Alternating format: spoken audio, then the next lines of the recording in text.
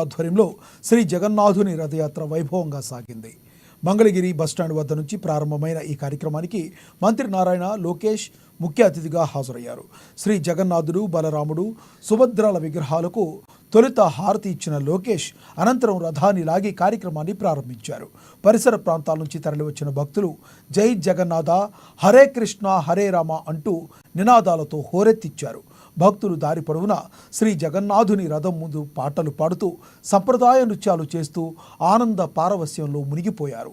ISKCON సంస్థ ప్రతినిధులు ఒడిశాలోని పిప్లి నుంచి తెప్పించిన రంగుల పందిరి ప్రధాన ఆకర్షణగా నిలిచింది.